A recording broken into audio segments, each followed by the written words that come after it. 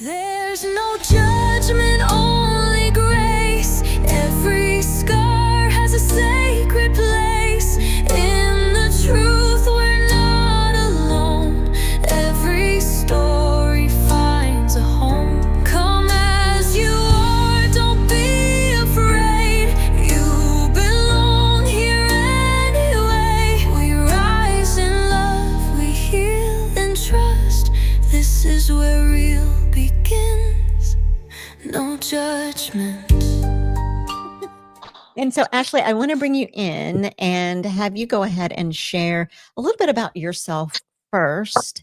I always, too, like to ask a little bit about your childhood and how you were raised, what kind of family that you grew up in. Were you introduced to the Lord as a child? And then we'll move into your story about your son, Jace.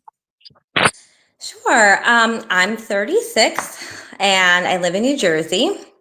And yes, I did grow up in a faith-based household. I grew up going to a small Baptist church called Scoville Bible Church right in our town. Both my parents are believers and my grandparents were believers. And they really did instill the gospel in the home since I was little. Even in church, when I was small, I loved to sing. I always loved to sing in church. And I'm so glad that I had the opportunity to know the gospel as a young girl. And also, you know, just being exposed to that gives you the foundation that you need when you go through trials like this that come up unexpectedly. You don't realize how fortunate you are to have had grandparents praying for you when you're young, and parents that really, you know, make you go to church. And when you're little, you can think like, oh, it's a chore, but when you get older, you really appreciate everything that you learned and retained during those years when you were just a child and even a teenager. That is so true. I thank God for the introduction, or having the foundation being laid down to who Jesus Christ was, and then obviously ultimately developing my personal relationship with the Lord. But you're so right there. Even if I have strayed off the path, I just went right back to what my foundation was. So that is so true.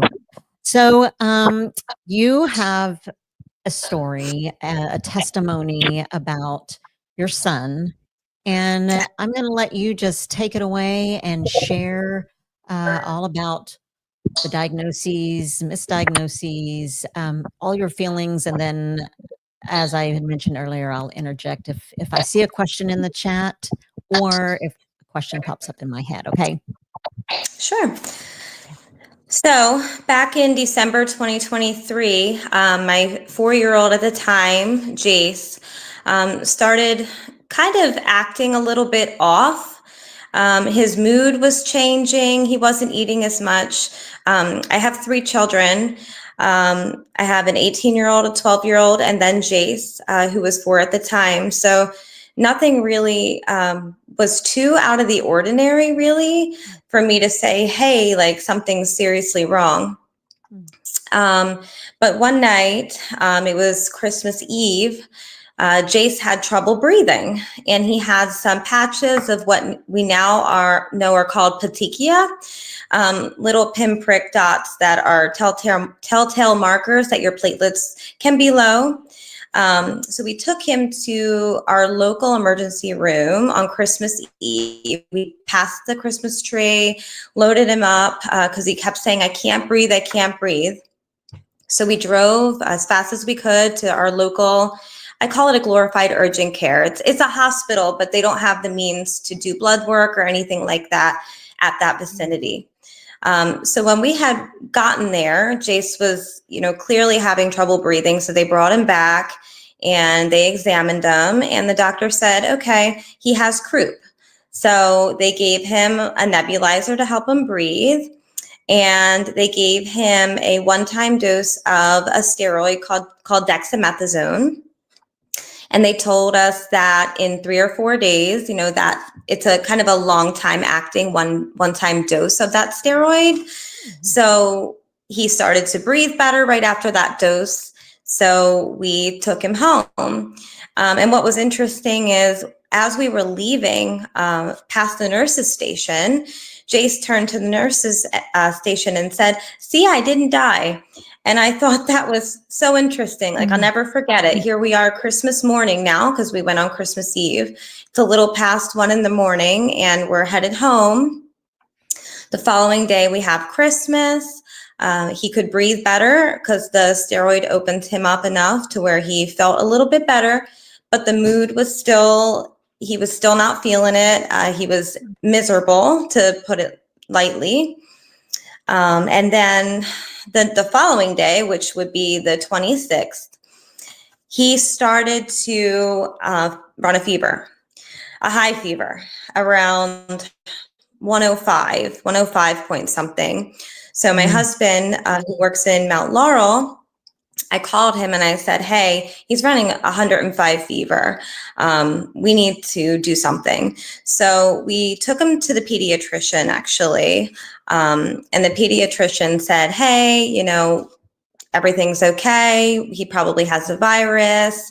Let's let it go, and see what happens. Just rotate Tylenol and Motrin, and it should go away." They ran a viral panel that nothing immediately showed. So the next day they would get the results of that. We had a different pediatrician at the office that day. Her name was Dr. Booker. And that will play into the story later on, which is completely insane. So we left the pediatrician's office and went home, and we rotated the Tylenol, the Motrin, and the next day on the 27th, he still was not okay. He was running the almost 106 fever at this point. So I called my husband at work and I said, I don't want to play with this. Let's go to the hospital. And he said, "Which one do you want to go to? We could either go north or we could go south." And being he was at work in Mount Laurel, we chose to go to a virtual hospital, which is about 10 minutes from his job. So we both met there around, I'd say 2:00 in the afternoon.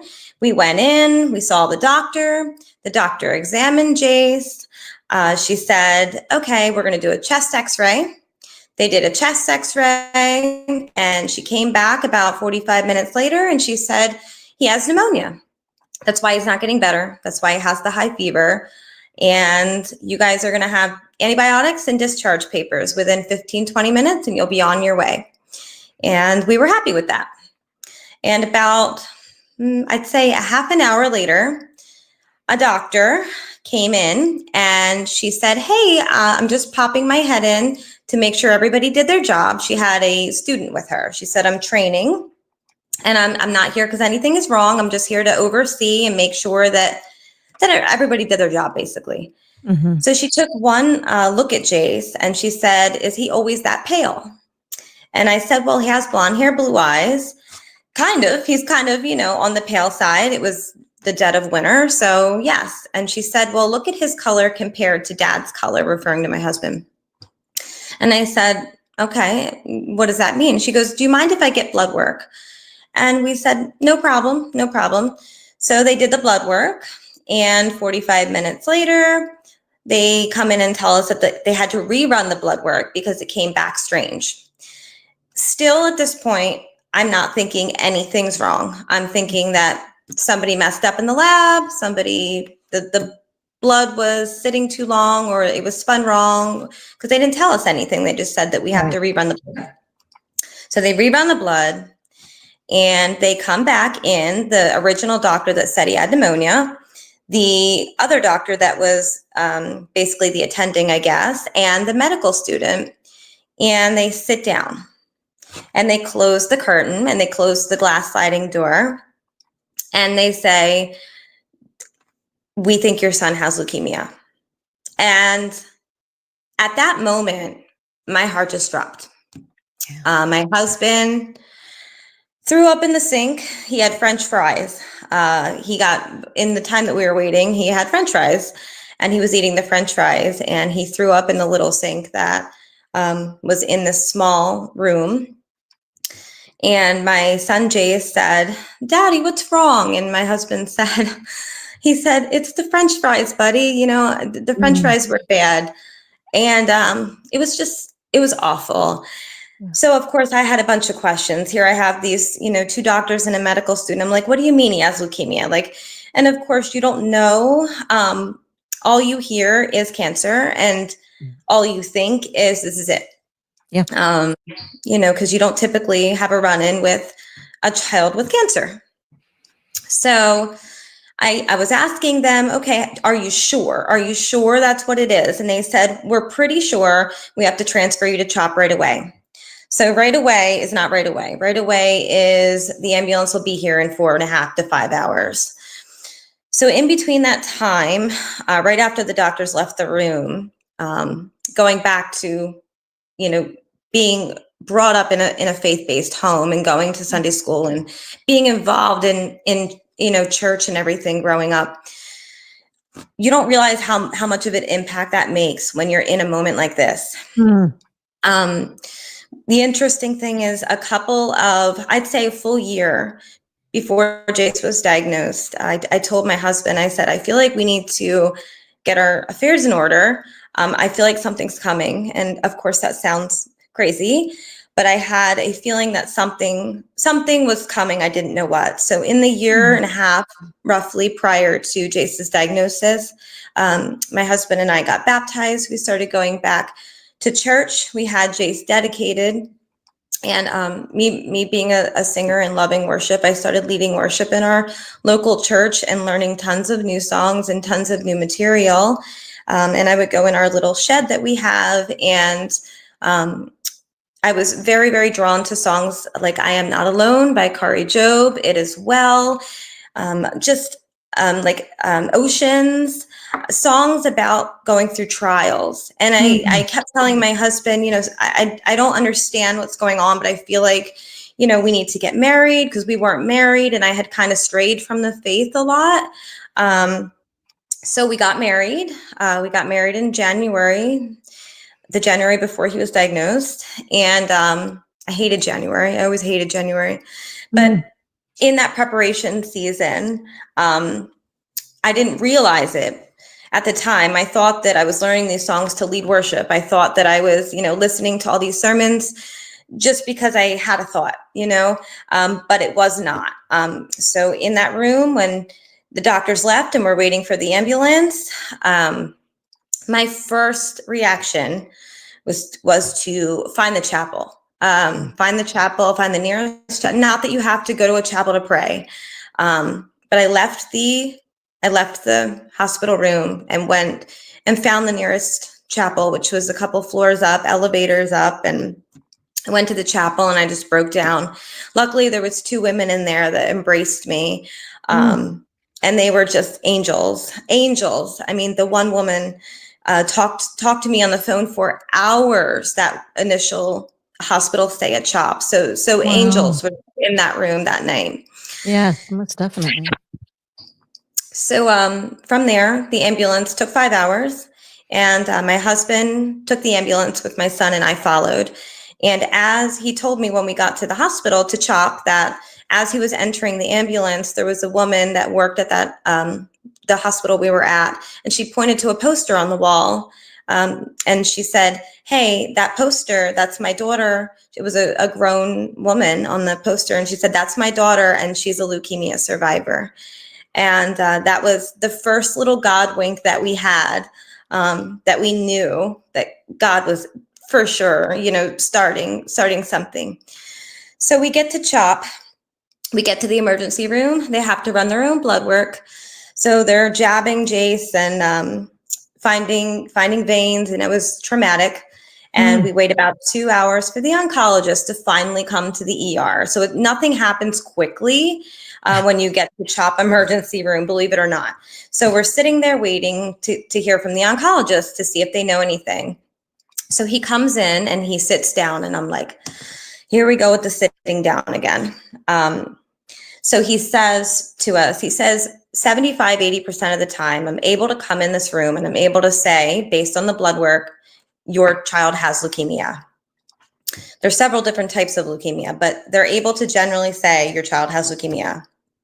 He said, but with Jace, he says, I don't know what's going on because I looked at his blood under the slide, and that's what they do. They look at it under a microscope with their physical eyes, and they look for cells. If they're not popping up in the bloodstream, they look for cancer cells. And he said, I looked at your son's blood work, and I don't see any cancer cells. So we're going to go ahead and do the bone marrow biopsy, but we're not going to put chemo in the spine like they usually do as a first resort of treatment when they know you have leukemia. And he said, I'm going to ask my colleague too, in 6 or 7 hours to look at the slide as well and to get a second opinion.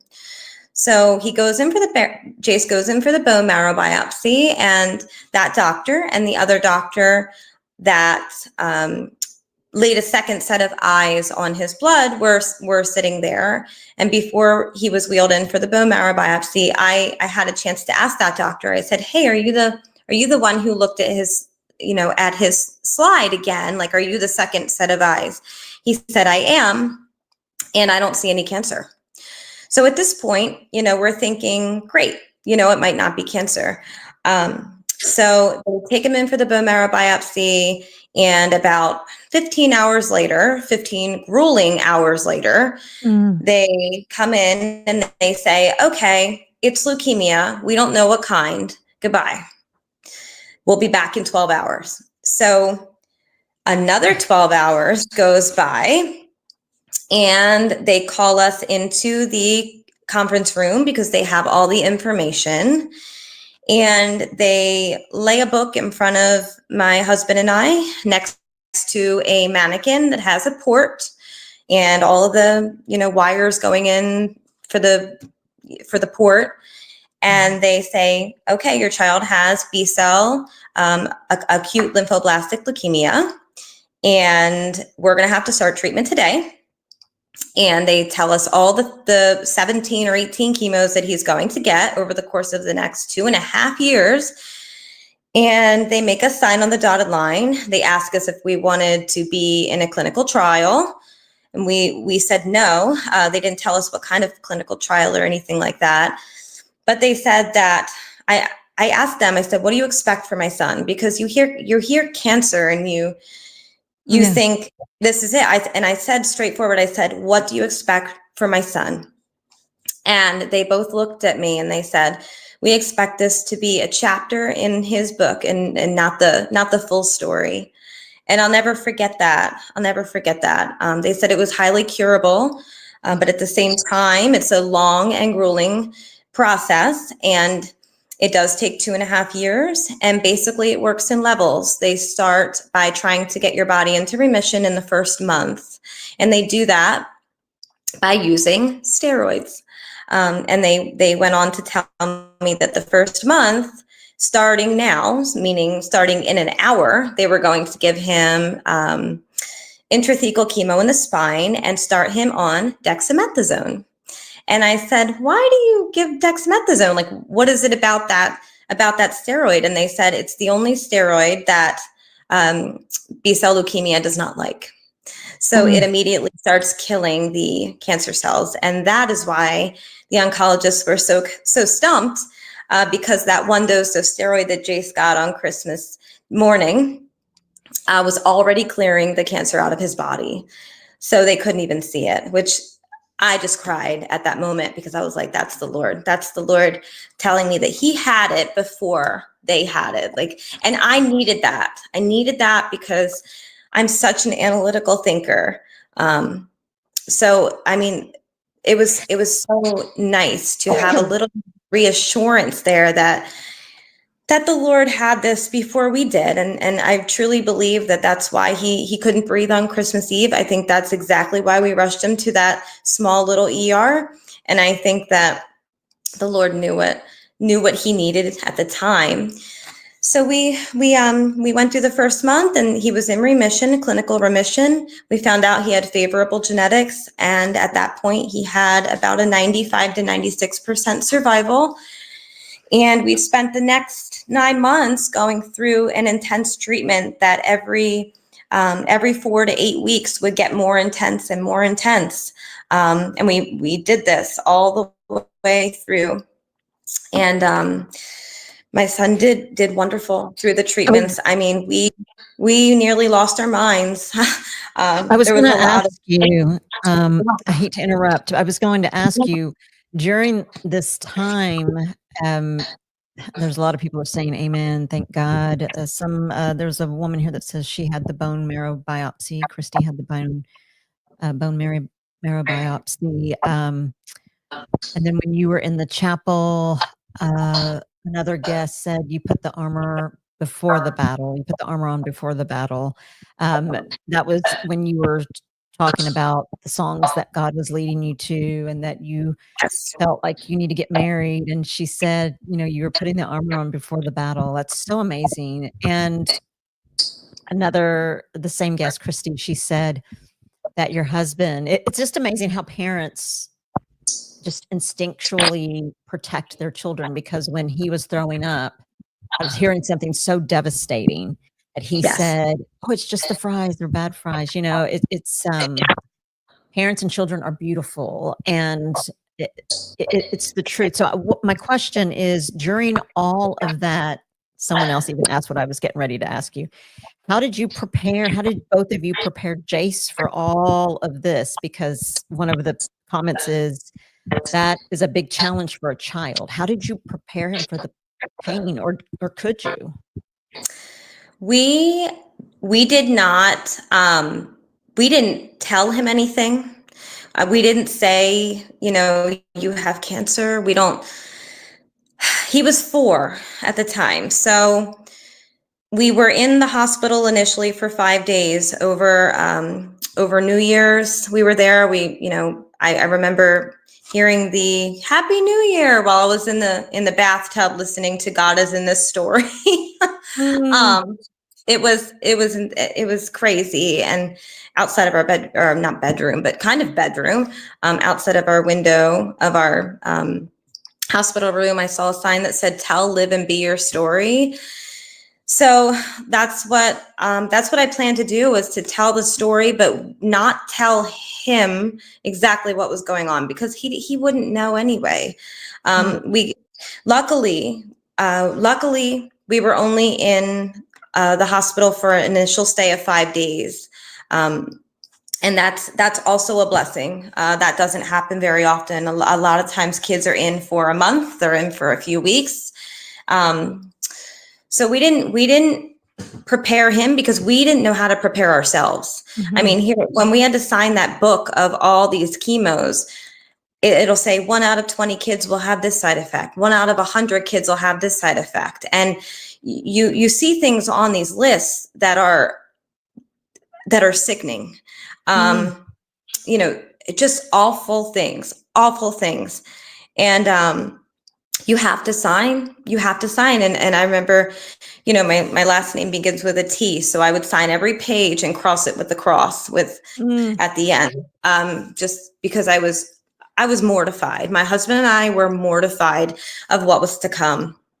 And of course, these treatments go in stages, and every stage that we went through, including one where they tank his counts completely and give him a chemo called the Red Devil. It's called doxorubicin, where they lose their hair, and they sometimes they can cry, and they can cry red. Yes. I mean, if I just feel like the battle was so spiritual, that it just really was. It was an awful time, but to watch my son get these chemos and come home and ride his bike and not throw up and not have side effects. I mean, it was the Lord. And I feel like my husband and I took it all. Like, we were dealing with the stress, but we would look at him and he'd be fine, you know? But I mean, I can't tell you how many nights I didn't sleep. I can't tell you how many times that, you know, I just didn't want to go on anymore. Honestly, quite frankly, I mean, I was suicidal at one point. And this is like being a believer. You know, going Yes. in my secret place and singing and then screaming at the top of my lungs, how could you do this? How could you do this to us? Mhm. And I just remember, like even during the initial hospital stay, like opening up the Bible and seeing where Jesus healed the official son, and it said, "Your son will live" in red letters. And Wow. I wrote everything down in a journal, every little thing that was a coincidence, that wasn't a coincidence. I wrote it all down because in those dark times, I had to go back and I had to refer to the things that the Lord had already done. Because if I were to look forward, I didn't know what was coming. We still don't know what's coming. But another thing about that was so interesting is right after the doctors in that room told us what he had and they started the chemo, my phone rang. And it was the doctor from the pediatrician's office, Dr. Booker, the new doctor that I'd never seen before. And I answered the phone and I said, hi, because I thought it was, his original doctor. And she said, hi, Ashley, this is Dr. Booker. And I am just calling in to check on Jace. And I said, oh, did the hospital call you? And she said, no, why? And I was like, Jace has leukemia. And she paused and she paused and she said, that's why I've been praying for him so much. Thank you for watching Prospera TV Network. We hope you're enjoying the show. We'll be right back after this commercial break.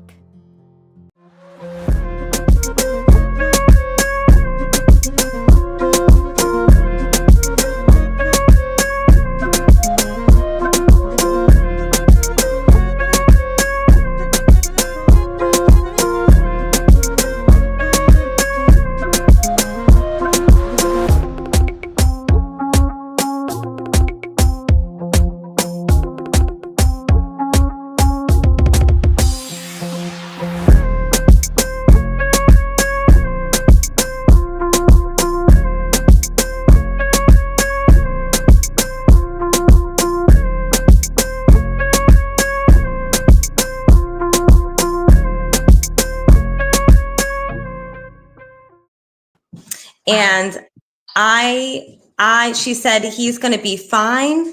She said, I've been praying for him and now I know why. And it just was another thing.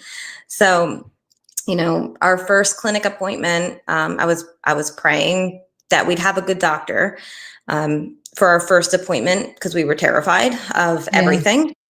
And I got a text message that said, your first appointment is with Dr. Avajalu. And I thought, Avajalu, that sounds like strange, like sounds biblical. And I looked it up and it means, it's a derivative of Evangeline, which is the gospel or good news. So when we first went in to see him, I said, you're Dr. Good News. Do you have good news for us? And he says, I do have good news. And he had never heard that his name meant that. And he never knew that. So in all his years of practice, he never knew that. But I thought that was interesting too. So, I mean, Jace has been going through treatment wonderfully. I mean, and we just look at him, and his birthday is also 7/7 on a Sunday, which I think is amazing because, the number of completion is 7. Never realized that. And his initials are JES, which I never realized before this. And, when I felt that we were called to get married, I felt like, the Lord just wanted us. I kept like feeling like the Spirit was saying, he wants us together. Like it needs to be us. And then that's when I saw that his initials were JES, and I'm like, plus us spells Jesus. I mean, there's so many, and people may think I'm crazy, grabbing for straws and such, but I do want to share about the envelope, because I think the envelope is so. I every time I think about this story, I mean, this is one of those moments where the Lord gives you something And this is what I will hang on to for the rest of our lives. So during treatment, I hung on to Joshua 1:9, be strong and courageous. And I had a shirt that I would wear to clinic every week with that verse on it. And this is so crazy. So Jace, I even took a picture of him. He was pointing to Joshua in the Bible, and I took a snapshot of it. I thought, oh, that's cute. He's pointing to, he's pointing to the Bible verse. I thought it was cute, so I snapped a picture. Well, a couple months ago, my husband and I decided to go to an Elevation worship concert, which was phenomenal, by the way. But it was our first time that we actually went somewhere without the fear of germs and without we're in maintenance now, so treatment is less. And what was crazy is a couple of, I'd say about an hour or two before the concert, I had this crazy idea, because I love Pastor Stephen Furtick, that's from Elevation. I always listen to him. And I had this crazy idea to put Jace's face on an envelope, his picture, and just write a note inside, about, could you say a prayer for my son in the arena? And maybe people would pass it forward. Maybe it would get to the stage. Maybe it wouldn't. Who knows? So we got to the arena, and I said, my husband, saw me with this envelope and kind of just went with it at this point. So we went down to security guards led us down to the arena floor. And it passed through the hands, this envelope passed through about 3 security guards' hands as we were following them down to the arena, the floor. And finally we got to the bottom, and one of the security guards took the letter and was going to hand it to a staffer. And me being me, I was like, all right, no, I have to talk to whoever, is going to have this envelope. I have to tell them this is, that's him. This is why. And this is, this is what it is. So we followed the staffer over to the man who had the envelope. And I said, hi, this is my son. His name is Jace. I know the show's going to start in like 3 minutes, but if you could pass this to the pastor, I'm trying to get like an arena prayer going on for my son. I think it would be really cool. He has leukemia. And he stopped and he looked down at the envelope, and he said, I don't know where this envelope is going to go. I'm going to try my best, but I will be praying for him, because when I was 3, I had leukemia. And he was about, I'd say, mid-30s. And I said, do you remember anything? I was amazed. And I said, do you remember anything? And he says, nope. He says, no. I said, do you have any side effects? He says, nope. And I said, what's your name? And he said, Joshua. And it was amazing. And what was even crazier is that my husband actually wrote an email that morning, unbeknownst to me, that he had the idea that it would be cool to have an arena prayer going. So he emailed the church and a long email about how maybe they could say a prayer for Jace during the concert. So we had the same idea in a different way that led down an arena full of 13,000 people to this childhood leukemia survivor. I mean, whose name is Joshua. Whose name is Joshua. I mean, and like I said before, I'm such an analytical thinker that this just completely blew my mind. I mean, here I am thinking that we need 13,000 people to pray for my son for him to be okay, and he just went above and beyond. Wow. I mean, that the odds of that. That's overwhelming. It's overwhelming. I mean, I would have been a ball bag, just a mess. Because I think being analytical, yes, I am that as well. But you also know when God is so near and he's speaking to you, and he is so present. And just even in just the little bit of the journey that we heard from you, I mean, you could just, from the doctor and the student coming into the room, I mean, what are the odds of that? And him coming and saying, your son looks a little pale. I mean, seriously, someone had just commented chills because after they said Joshua, actually someone, Yeah. the channel's name is Echoes of Embers, and says Joshua 1:9 is my staple too. Wow, that's amazing. I Let love me see. it. I love it. Let me go up and read a few comments. So when you were sharing about that in the midst of this, you know, you still have your faith, you still have your faith, but then, you know, we are also human and we get angry, like, what's going on? Why this? Why him? Why us? You know, and I appreciate your vulnerability and your rawness and your realness, because a lot of people think that Christians or people that believe in Christ are these perfect people that everything's going to be okay, you know, and don't ever get angry or don't ever wonder. You know, I myself have wondered before God shared those little God winks, you know, before our son was killed. And I just was like, but we were also, for lack of a better word, prepared a little bit, semi-prepared. Like, you know, you said you knew something was coming and you were drawn to these songs. And then God, you know, the Lord just said, you guys need to be a unit. You need to unite and it's time to get married. And just, my goodness, look at God and how precious he is in the midst of these, you know, the Bible verse, it's in James, and, you know, consider it pure joy, you know, my brothers and sisters, when you are in the midst of trials and tribulations. My goodness. I have it written down, that verse. Yeah. Yeah, I was going to say that verse. Yeah. And you know what? How I didn't realize, watching him smile, watching Jay smile, and the watching him thrive in the middle of a storm. That's what consider it all joy means. That's now what's crazy is when you have B-cell leukemia or any leukemia, you can have different levels and different stages, and there can be different treatments for it based upon your genetics, based upon your treatment response. So when Jace was diagnosed, he had a favorable gene, and he hit clinical remission. But like I said before in the beginning, we said no to a clinical trial.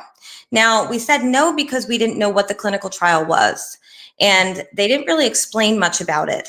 But he would not have been really eligible for the clinical trial anyway, which was an immunotherapy drug called blinatumomab. And it's a new immunotherapy drug that continuously runs the report, and it actively engages your T cells, which are your fighter cells, to attack the CD19 on the surface of B cells. Now, all B cells have some CD19 on them, but leukemia cells typically show CD19 on their surface, and Jace's also did. So in July, right before we had hit maintenance therapy, so there's frontline and there's maintenance therapy, which continues for about 1.5 years, and that's oral chemo at home, clinic visits every 3 months. Right before we hit that point, the doctor said, halt, we have something new. They had figured out that the Blina trial was bringing kids, every kid, up to a 97% survival. So we were now taking high-risk kids that had 88% survival and boosting them to 96 or 97, 96.8 actually. And we were taking the average risk kids that had a 90% survival rate up to also 96, 97. And the reason that they weren't giving it to favorable kids was because they already had like a 96% survival, so they didn't believe that it would make a difference. But with Jace, what was interesting is they sat around the table and they said, we don't know if Jace would benefit from this Blina or not. We don't think that he will, because we think he's going to be fine anyway. But here's, you have the option to get it, because they pulled the trial 2 years early because kids were doing so well with it, and now every kid was getting it.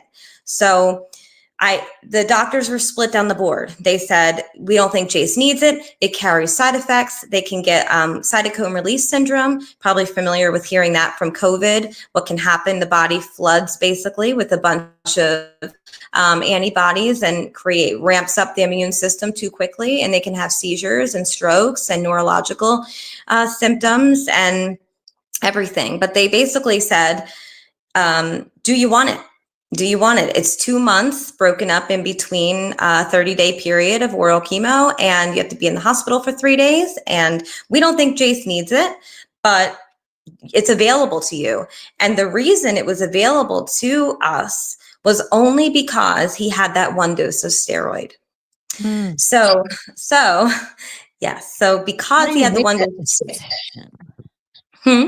How do you guys make that decision? I mean, you have these potential side effects, but what was crazy benefit from it? Yeah.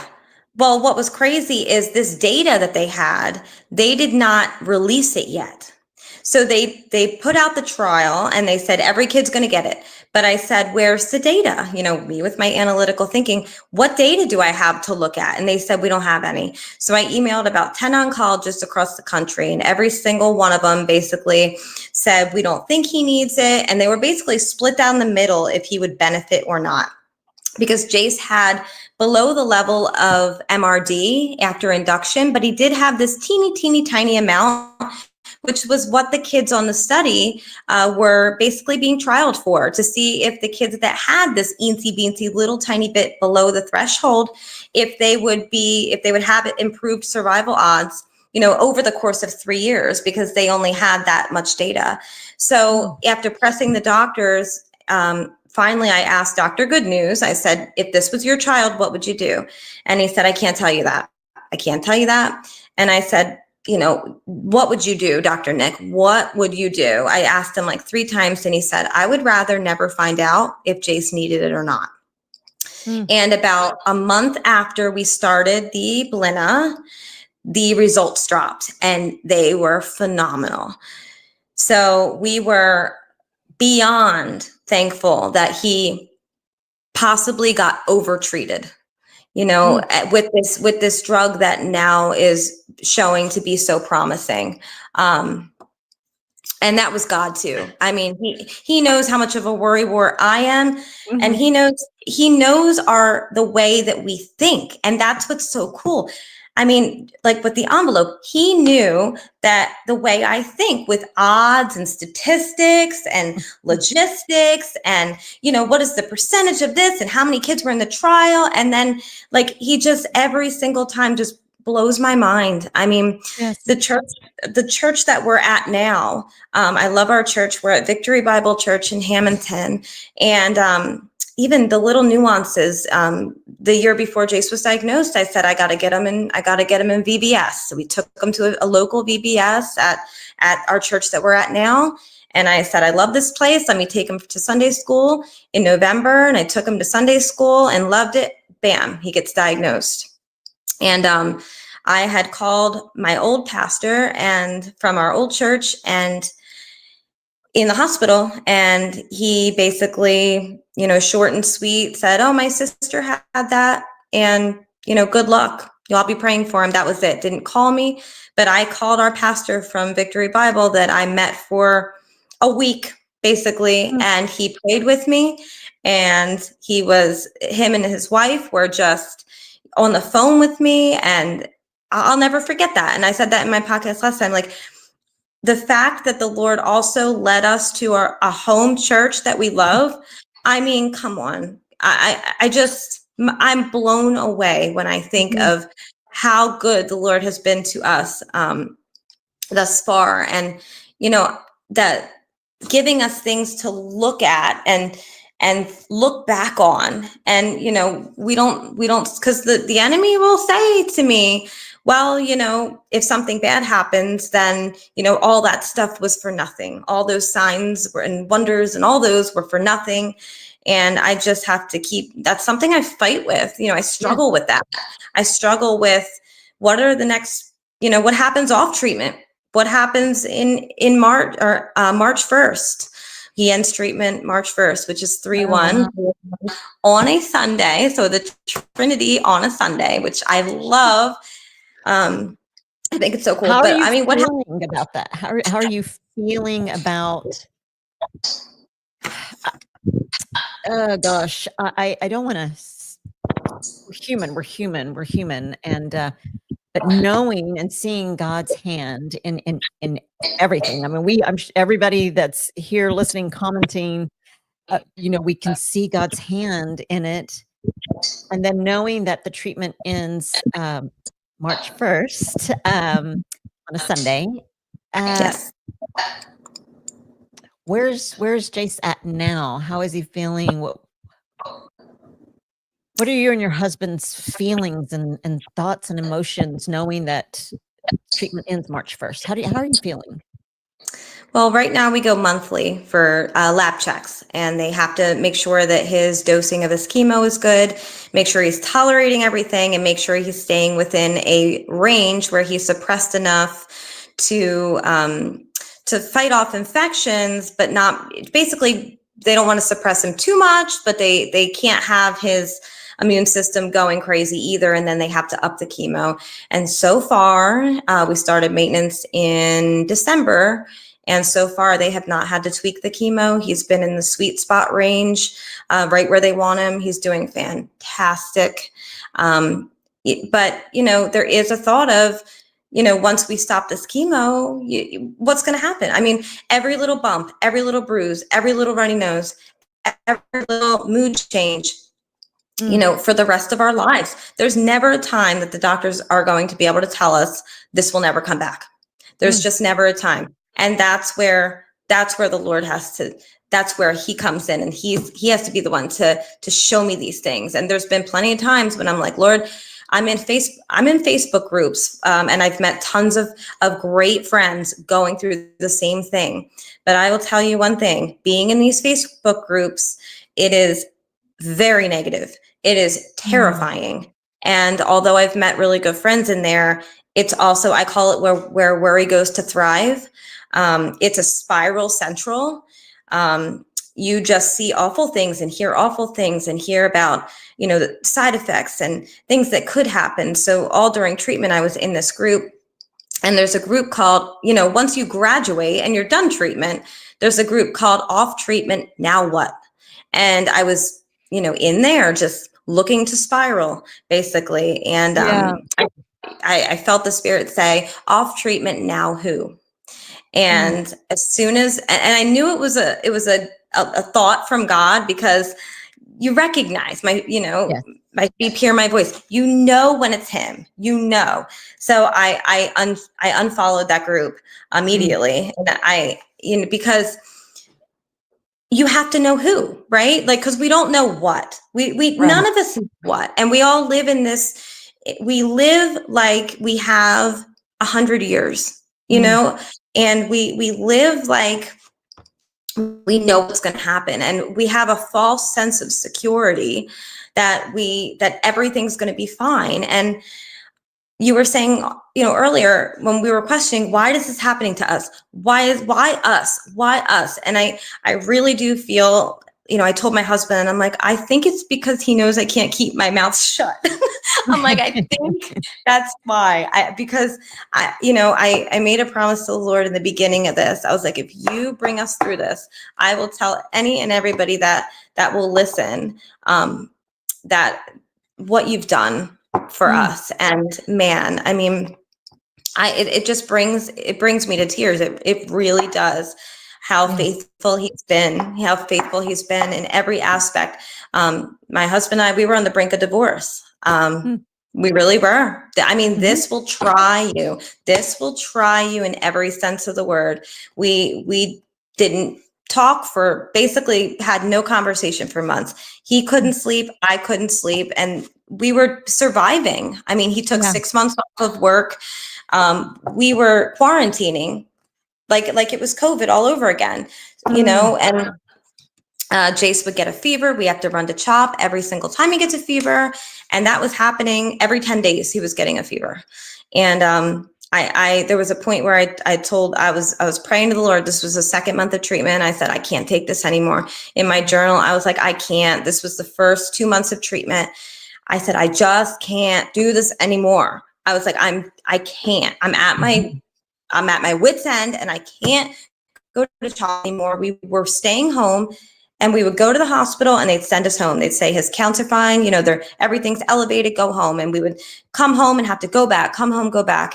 And there was one night where, and this ties music into it as well, because the one night Jace had 102 fever. We'd just gotten back from the ER. And I said, I'm not giving him any more Tylenol. I said, he just had Tylenol. It was like 102 point something. His heart rate was, 135, and he had a clear fever. And I just was over it. I was over it. And Jace laid down in bed, and because he sleeps with us, in between us. And Jace said, Mommy, can you put on the Jesus song? And he meant In Jesus' Name by Katie Nicole. And I said, sure, buddy. It was 2:00 in the morning. So I put that on. I put that song on, followed by a Kari Jobe song. And I turned over to go to sleep, and I felt his body, and his body felt cool. And I felt his forehead, and his forehead was not dripping with sweat, nothing. So I got my Apple Watch, and I checked his heart rate, because his heart rate's always high when he has a fever. It was normal. Got the thermometer, a normal 98.9. It was normal. And this was over the course of about 7 minutes with the worship song playing over his head. And I just was in shock. And I thought, okay, well, maybe the Tylenol, I said, it'll be back tomorrow. It'll be back next week. This was last March, and he has not had a fever since. That was it. That night, the Lord said, that's it. It's done. And he responded to my son asking for a worship song, and to play a worship song. Like, the Lord responded to him, and it was the only moment where that was a tangible moment where I knew that was God. This happened right now, and I saw it with my own eyes. It wasn't something I thought. I saw it. There was no sweat on his forehead, and I couldn't believe that it just didn't come back. It didn't come back. And I really do. I mean, that's why I love worship. I love it. It's my passion. I love singing, and I love worship music, and how the Lord has just opened doors and, included that in our journey is just, it blows my mind. It really does. I mean, my mind is blown, and it's overwhelming. A lot of times people, you hear people say, I wish Jesus would just reveal himself more, but the glimpses that he gives us, it is overwhelming. I think, if there were more, I don't know what would happen. I don't know, but I feel like I would be a puddle because it is overwhelming. It is even with you talking and sharing the temperature, and then your baby asking for, he wants to hear a Jesus song, and then it's gone. And that's overwhelming to me, overwhelming goodness. And it's hard to speak, but so I'm going to read a couple of more comments. And you spoke of worship, and we are so just excited. I'm so excited. Some of my guests may not know, or some of my subscribers may not know, but Ashley's going to sing a song for us, and I cannot wait for you guys to hear. But let me go through here. Echoes and Embers says, the fact that you went through all of this and you're here saying, I am still his child, is the biggest glory you can give him in return, and so inspiring. Oh my goodness. Me too. Let's see here. Psalm 118:17 was Christy Betts' go-to scripture when she was very ill. Other people saying they love elevation worship, and just chills throughout your story. Echoes and Embers says, I think we forget that it's okay and he understands. He just wants you to come with him with Yep. it.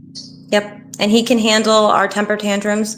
I had so many temper tantrums. Let me tell you, oh man, it was rough. It was rough. And there were times I'd go in the shed where, where I kept my speakers and stuff, and I would just scream, scream, because I was so angry, but he can handle it. He handles it. He knows how to handle us, and, thank God that he forgives us, and he doesn't let you go too far without reeling you back in. He really does. The Lord knows what he's doing. He Yes. orchestrates things. What's that saying where you learn forward or you understand backwards or something like that? Like, yeah. And it is so true. It is so true. But the good news is that we, everyone that's listening, everyone that goes through these trials and tribulations, you can look back and you can see the promise of the Lord. And so you can move forward knowing he's there with me. He's not doing these things to me, to us. He is with us. And Right. so, journaling and going back and reading, wow, that's where I was so long ago, the death of a child, our son, in the midst of it, I know that God was there. I know God was there in the midst of it. In the midst of it, though, there were times when I was very angry and then trying to drink and numb those excruciating feelings that you think, I cannot go through this. I cannot feel this. I don't want to feel this. And then the Lord says, through our son, was like, okay, you need to stop trying to numb, and you're going to feel this, and I'm going to be with you, and I'm going to make something beautiful out of this. And so here we are. We get to share how good God is, and even after our hardships, our trials, and our tribulations. So a lot of people, just great support. The story you will tell, testifying of God's goodness. That is so true. What an amazing story. Okay. And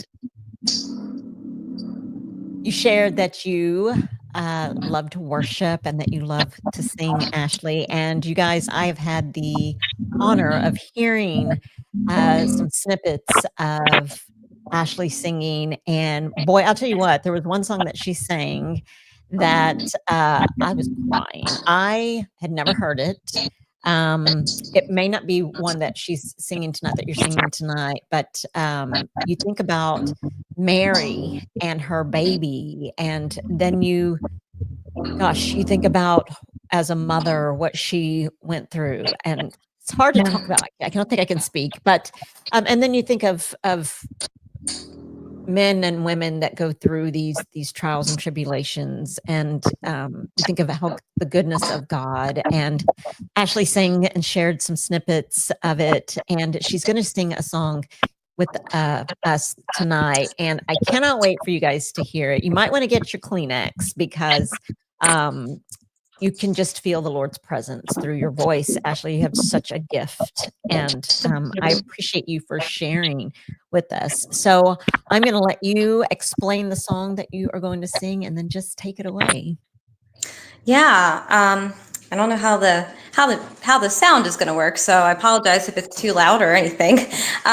Tried to set it up the best I could, but the song I heard when I took my son to see the King of Kings movie, and it was at the very, very end. It's at the credits, and the lyrics were so good. It's basically saying that, anything's possible when you believe. And it's just how the chorus is, I want to live like that. I want to live with no fear. I want to see things through a lens of positivity and through God's lens. So I absolutely love this song. It's called I Want to Live Like That. And I will get it set up and I will sing it for you. And I hope you enjoy. Thank you. See if I can. You're welcome. Let's see.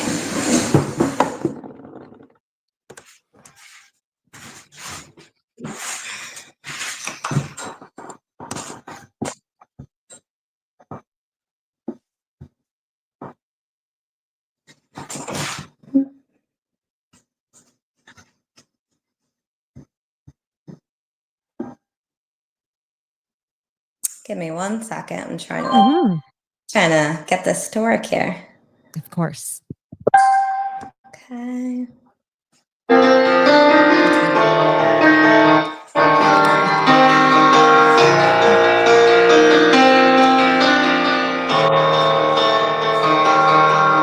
A childlike faith is all it takes for a miracle. And God, I pray you wash away my cynical. Let worry give way to wonder. Let my soul dare to dream that nothing is impossible if you believe. I wanna live like that. I wanna go back to that place of seeing more good than bad. Back when I wasn't so afraid to let love lead the way, live day by day and not look back. And I wanna live like that.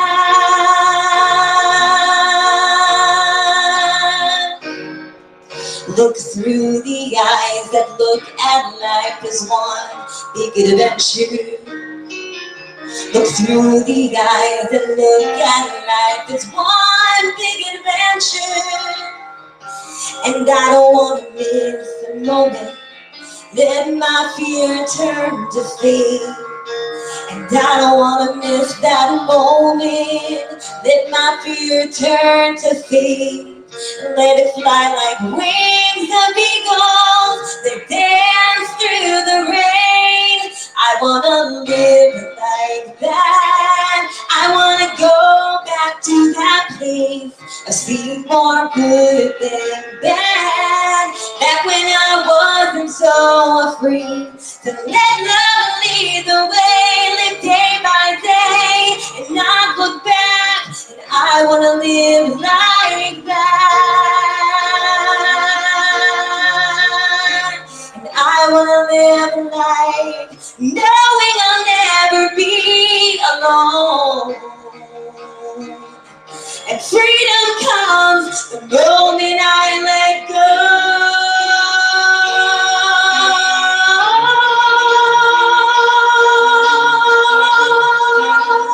I want to live like that. And I want to live like that.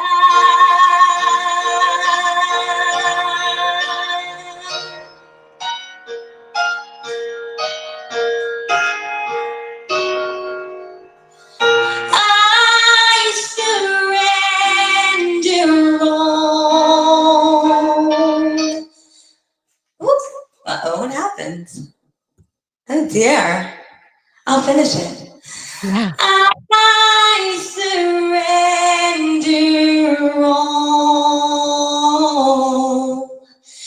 all to thee, my precious Savior.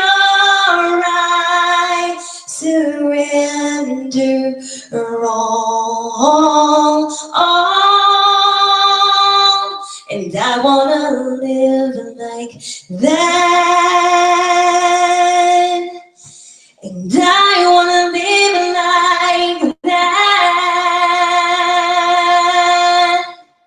He died so I could live like that.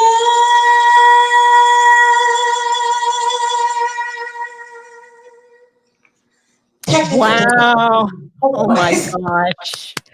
Oh my gosh. So beautiful. So beautiful. Thank you so much for sharing that. Hey, that's okay. It was beautiful acapella and just gorgeous, gorgeous. And Ashley, you are such a beautiful being inside and out. And we so appreciate you sharing your personal story, but giving God the glory. And we could see and feel God all throughout your testimony. And that's what it's all about. And prayers for you and your family and for Jace for after March 1st, that we don't have to worry about that anymore because God's got him. Yes. There's no judgment, only grace. Every scar has a sacred place.